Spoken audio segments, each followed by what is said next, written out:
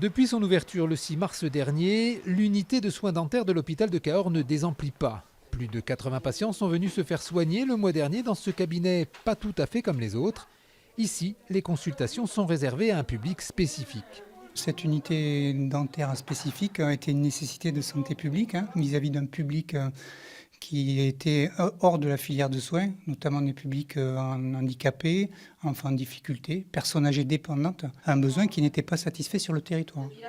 Ce matin, le cabinet reçoit 6 pensionnaires de la maison Perce-Neige de Gourdon, des personnes pour lesquelles le handicap fait qu'un acte aussi banal que celui d'aller chez le dentiste n'est pas forcément évident. On a 31 résidents sur la maison Perce-Neige et on a un groupe de 15 résidents qui avaient vraiment besoin de ces soins et qui n'avaient pas vu de dentiste pour la plupart depuis assez longtemps. Le fait de venir une première fois, il n'y a pas forcément de soins, donc ça les met en confiance pour démarrer quelque chose après, des soins qui sont souvent moins agréables. Personnes handicapées, personnes en situation de précarité ou personnes âgées dépendantes, ces publics demandent une attention particulière, des patients pour lesquels les soins sont difficilement réalisables dans le milieu libéral.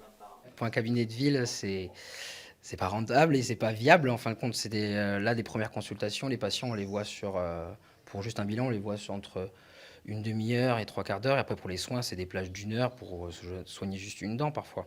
Alors que dans le milieu libéral, il faut quand même essayer d'avoir un patient tous les 15-30 minutes. Ouverte 2 jours et demi par semaine, l'unité de soins dentaires de Cahors peine à satisfaire le nombre toujours croissant de demandes. Une réflexion est en cours pour développer le concept dans d'autres établissements hospitaliers du département. Un projet est notamment à l'étude à l'hôpital de Gourdon.